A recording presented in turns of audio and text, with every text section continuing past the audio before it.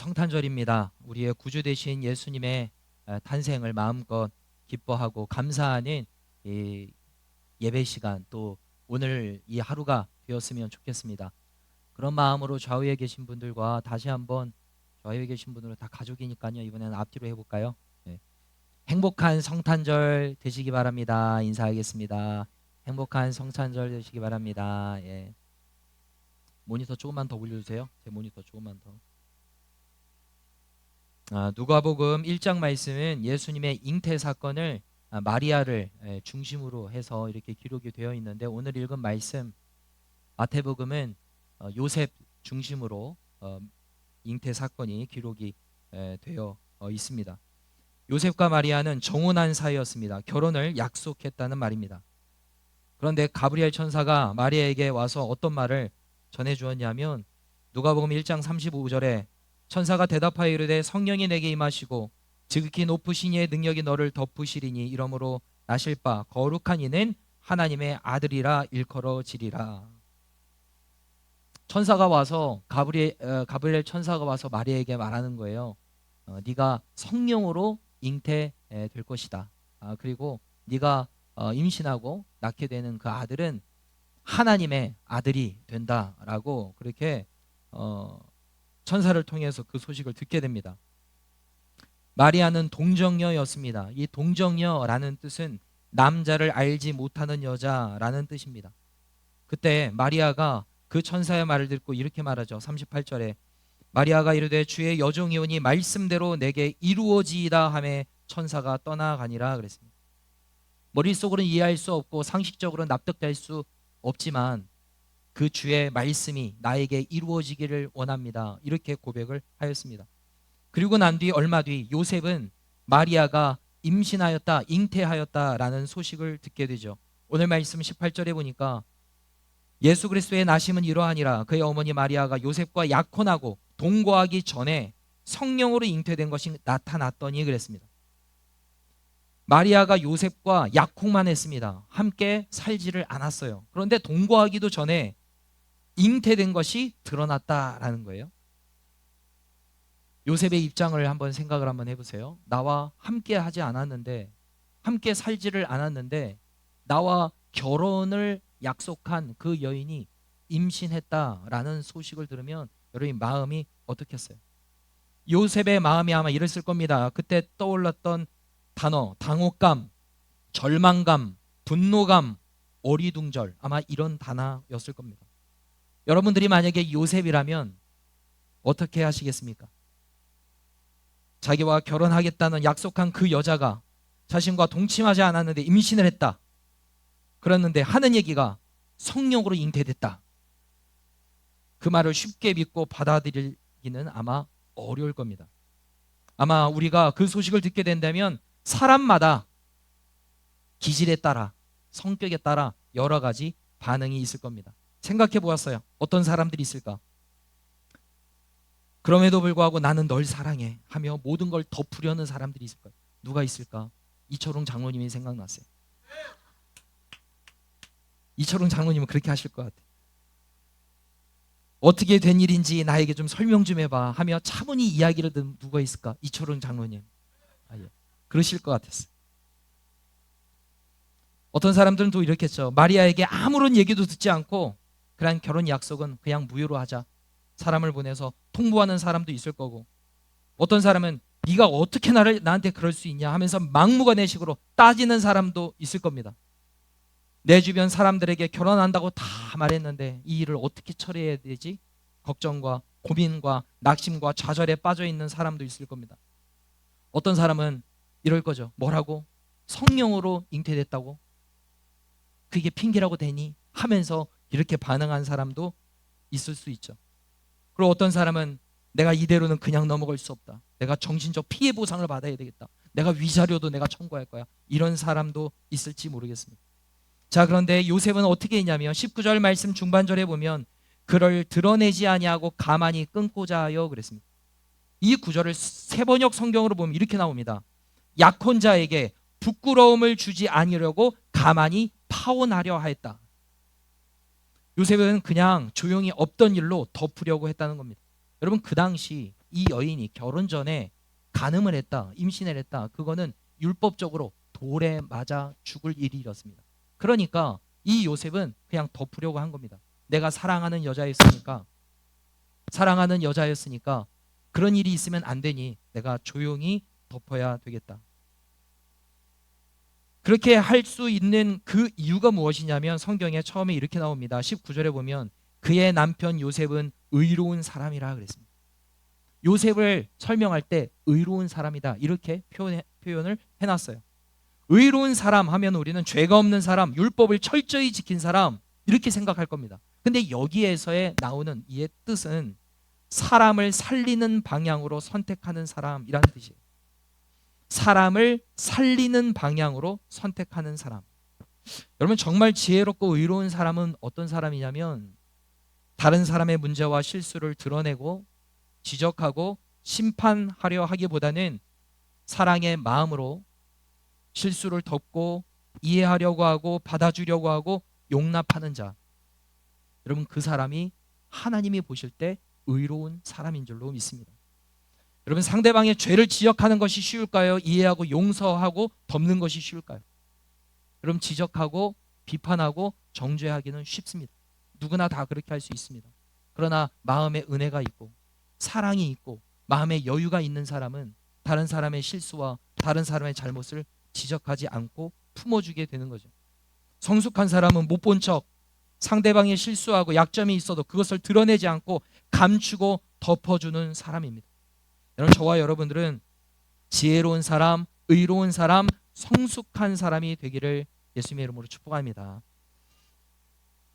요셉은 마리아와의 관계를 조용히 끊고자 결혼을 조용히 파혼하려고 하였을 때 주의 천사가 나타나서 이렇게 말합니다. 20절 말씀을 함께 읽어보겠습니다. 20절 시작.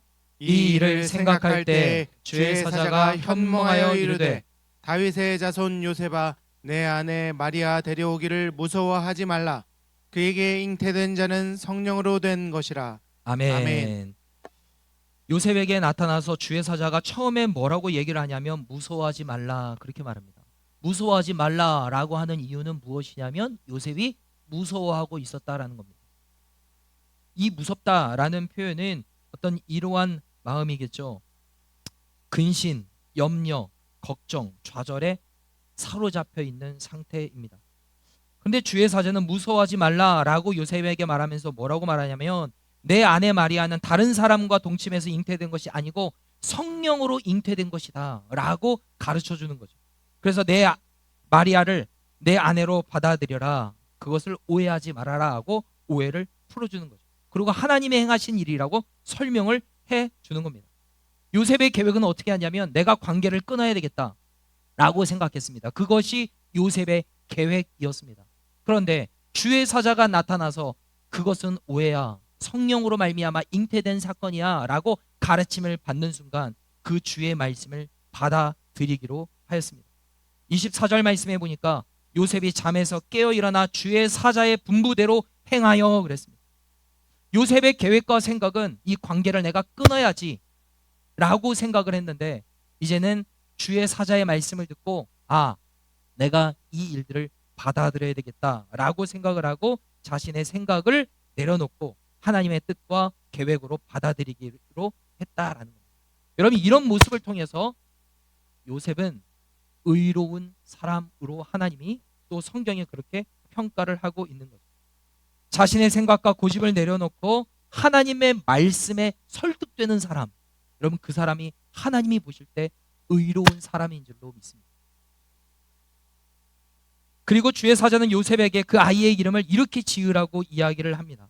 21절 말씀에 보면 아들을 낳으리니 이름을 예수라 하라. 이는 그가 자기 백성을 그들의 죄에서 구원할 자이심이라 하니라. 마이크가 언제는 잘 됐다가요, 언제는 갑자기 이렇게 안 되고. 예수라는 이름의 뜻이 무엇이냐면 자기 백성을 그들의 죄에서 구원할 자다. 이게 예수라는 이름의 뜻이라는 거예요. 자기 백성을 그들의 죄에서 구원할 자. 그러니까 예수님은 한마디로 왜 오셨냐? 구원하러 오셨다라는 거예요. 여러분, 예수님은 우리의 구원자이신 줄로 믿습니다. 우리를 살려주시기 위하여 예수님이 이 땅에 오신 줄로 믿습니다. 자, 따라하겠습니다. 나의 죄를 용서해 주시기 위해 오신 예수님. 아멘. 여러분, 우리는 원래 우리가 지은 죄로 말미암아 우리가 심판받아야 마땅한 자였습니다. 그런데 그 죄의 심판을, 죄의 진노를 하나님의 아들이신 예수님에게 다 전가시키기 위해서 하나님의 독생자 예수 그리스도, 하나밖에 없는 예수님을 이 땅에 보내어 주신 사건, 그것이 바로 성탄절이다라는 겁니다. 여러분, 그러니 우리는 이 날이 성탄 축하가 아니라 성탄 감사가 된다라는 거예요. 예수님이 이 땅에 왜 오셨나? 우리의 죄를 용서해 주시기 위해 오셨고, 우리의 죄를 도말해 주시기 위해 오셨고, 우리의 죄를 맑게 깨끗하게 씻어 주시기 위해서 예수님이 오셨다라는 겁니다. 여러분, 예수님은 우리의 죄의 문제를 해결하기 위하여 이 땅에 오신 줄로 믿습니다. 여러분, 우리의 삶에 질병의 문제가 있습니다. 경제의 문제가 있고 관계의 문제가 있습니다. 여러분, 이러한 문제도 아무래도 안 될 것 같아요. 저기 리더 마이크 좀 주세요. 질병의 문제, 경제의 문제, 관계의 문제, 이 모든 것들이 생기면 여러분, 이런 문제들이 왜 생기냐면 그 문제의 근원은 무엇이냐면 죄입니다. 죄로부터 인하여서 질병이 시작됐고, 죄 때문에 관계의 문제가 어렵게 됐고, 죄로 말미암아 우리의 삶에 여러 가지 문제가 시작이 되었습니다. 죄의 뿌리가 무엇이냐면 그 관계, 여러 가지 인생의 문제의 뿌리가 무엇이냐면 죄라는 거예요. 그 죄의 문제를 해결하기 위해서 예수님이 이 땅에 오셨다라는 거죠. 여러분, 죄의 문제는 우리의 힘으로 해결할 수가 없습니다. 우리의 힘과 노력으로 해결할 수가 없기 때문에 하나님께서 예수님을 이 땅에 보내어 주셨습니다. 우리의 문제를 해결해 주시기 위해서 하나님이 죄의 근본을 해결해 주시기 위해서 예수님을 보내어 주신 거예요. 여러분, 그러니 우리는 이 성탄절이 감사의 축제가 되어야 할 줄로 믿습니다. 그래서 우리는 하나님 앞에 감사드리는 날, 성탄절은 감사드리는 날 이렇게 말씀을 드렸고, 지난 주일날 우리 아이들이 함께 예배를 드리지 않아서 어떤 아이들은 이렇게 생각할 수 있어요. 왜 늘 크리스마스 때 선물을 줬는데 왜 이번에는 안 주지? 지난 주일날 이야기를 했는데 못 들은 친구가 있을 것 같아서 간단하게 얘기를 해야 될 것 같아요. 어제도 우리 새 친구가 7명이 왔잖아요. 그래서 그 친구 아이들한테 선물을 주려고 이 앞에 쫙 놨어요. 근데 그 뒤에 아이들이 쭉 앉아 있었단 말이에요. 아이들이 다 저한테, 목사님이 이게 뭐예요? 그래서 오늘 새 친구가 있어서 주려고 그래. 우리는 왜 안 줘요? 그래서 이걸 어떻게 해야 되냐. 내년에는 이거 줘야 되나 싶은 생각도 드는데, 여러분, 우리 아이들 들어보세요. 여러분, 성탄절은 부모님한테 나 이거 사줘, 저거 사줘, 산타클로스 통해서 나 이거 선물 받아야 돼, 선물 주고받고, 교회에서는 어떤 선물 주냐, 왜 오늘 이런 거 줬어, 에이 시시한 거 줬네, 좋은 거 줬네, 그렇게 하는 날이 아니고, 성탄절에는 누구에게 감사하는 날이라고요? 예수님께 감사하는 날이라고요. 나의 모든 죄들을 용서해 주시고 해결해 주시기 위해서 예수님이 오셨으니, 우리가 선물 받는 날이 아니라 최고의 선물을 우리가 받았으니 하나님 앞에, 예수님 앞에 뭐 하는 날이다? 감사드린 날이다라는 거예요. 오늘 예배 순서지에 보면은 세례식 위에 이렇게 나옵니다. 우리가 받은 가장 큰 선물, 예수 그리스도. 여러분, 우리는 이미 최고의 선물을 받은 줄로 믿습니다. 최고의 선물 예수님을 우리가 이미 받아 누렸습니다. 그러니 우리가 어떤 선물이 더 필요하겠습니까? 우리의 최고의 선물 되신 예수님 앞에 감사드리는 날, 이 날이 바로 성탄절인 줄로 믿습니다. 자, 그리고 예수라는 이름 말고 예수님에게는 또 다른 이름이 있습니다. 그것은 무엇이냐? 23절을 함께 읽어보도록 하겠습니다. 23절 함께 읽겠습니다. 시작. 보라, 처녀가 잉태하여 아들을 낳을 것이요 그의 이름은 임마누엘이라 하리라 하셨으니, 이를 번역한즉 하나님이 우리와 함께 계시다 함이라. 아멘. 예수라는 이름의 그 이름 말고 또 다른 이름, 별명과 같은 것이 무엇이냐면 임마누엘이라는 거예요. 임마누엘이라는 뜻은 하나님이 우리와 함께 하신다라는 뜻입니다. 자, 따라하겠습니다. 임마누엘. 아멘. 여러분, 우리와 예수님은 함께 하시기 위해서, 우리와 함께 하신 것을 알려주시기 위해서 예수님 오셨다라는 거예요. 아니, 예수님이 함께 하신다며 눈에 안 보이는데요, 예수님이 함께 있는 것을 보여주시기 위해서 우리의 눈으로 보도록 예수님이 오셨다라는 거죠. 여러분, 하나님은 우리의 고통을 구경하시는 분이 아니십니다. 우리의 곁에서 함께 기뻐하시고 함께 울고 함께 동행해 주시는 하나님이신 줄로 믿습니다. 여러분, 우리가 혼자라고 느껴지는 그 순간에도 그것은 오해입니다. 하나님이 우리와 늘 함께 하시는 줄로 믿습니다. 어떤 상황에서도 우리가 감사할 수 있는 이유가 바로 임마누엘, 하나님이 우리와 함께 하시는 것, 이것이 우리가 하나님 앞에 감사해야 할 근거가 되는 줄로 믿습니다. 우리 교회 최인호 광민한 집사님 가정에 우리 귀한 아들, 우리 현준이라는 친구가 있는데, 어렸을 때 이 가슴에 이 자세 교정하는 이 그 지지대 같은 거를 이렇게 수술을 했다가 몇 년이 이제 지나서 이번 주 월요일에 병원에 입원을 해서 화요일에 수술을 했고 어제 퇴원을 했어요. 그런데 입원을 한 날 제가 전화를 했습니다. 그래서 그 현준이랑 통화를 했어요. 현준아, 마음이 어때? 그러니까 겁나요? 이러는 거예요. 그래서 제가 그랬습니다. 많이 겁나지? 그런데 걱정하지 마. 하나님이 우리 현준이와 함께 할 거야. 엄마 아빠는 수술실에 같이 못 들어가. 그러나 하나님은 수술실 안에 들어가서 현준이 너와 함께 해 주실 거야. 그러니까 염려하지 마. 걱정하지 마. 목사님이 기도해 줄게. 그러니까 현준이가 아멘 이렇게 했어요. 여러분, 우리가 낳은 자식 우리가 책임질 수 없습니다. 어렸을 때는 우리가 안아주고 우리가 키우지만 어느 순간 되면 학교로 보내면 학교에서 같이 할 수 없습니다. 보호해 줄 수 없습니다. 동행해 줄 수 없고 그 아이들의 인생을 우리가 대신 살아줄 수가 없습니다. 그러나 그 아이를 품어주시고 늘 안아주시고 우리의 갈 길을 선하게 인도하시는 분이 우리의 하나님이신 줄로 믿습니다. 주님은 그렇게 함께 하시고 동행해 주시기 위해서 이 땅에 오셨다라는 거예요. 여러분, 그것이 바로 임마누엘입니다. 여러분, 예수님이 이 땅에 오신 이유는 무엇이냐? 첫 번째, 우리의 죄의 문제를 해결해 주시고 우리를 죄로부터 구원해 주시기 위해서 예수님이 이 땅에 오셨다라는 거고, 두 번째, 임마누엘의 뜻은 무엇이라고요? 하나님이 우리와 함께 계신다. 여러분, 하나님은 늘 우리와 함께 하시고 동행하시는 좋으신 하나님이신 줄로 믿습니다. 여러분, 올 한 해가 이제 얼마 남지 않았습니다. 이제 올 한 해를 마무리하면서 새해를 이제는 맞아들이게 되는 이 중요한 시기에 와 있습니다. 우리가 이 시간에 우리가 기도해야 될 것은 무엇이냐면 어떤 상황에서도 늘 감사하는 겁니다. 하나님, 나의 환경, 나의 처지, 나의 형편 보면서 기뻐했다가 좌절했다가 낙심했다가 좋아했다가 하지 않고 나의 죄의 문제를 해결하여 이 땅에 오신 예수님을 깊이 생각하면서 하나님 감사합니다 라고 고백할 수 있는 저와 여러분들이 되어야 할 줄로 믿습니다. 그리고 2025년도에 하나님이 늘 우리와 함께 하시고 동행하셨던 것과 같이 2026년에도 하나님은 늘 우리와 함께 하시고 동행해 주시는 좋으신 하나님 되시는 줄로 믿습니다. 그 은혜가 우리 창대교회 또 이 자리에 속한 모든 성도들의 삶 가운데 넘쳐나게 되기를 예수님의 이름으로 축복합니다. 우리 좌우에 계신 분들과 다시 한번 인사하도록 하겠습니다. 예수님은 임마누엘이십니다. 아멘. 우리 주신 말씀을 가지고 붙잡고 함께 이 시간 기도하겠습니다.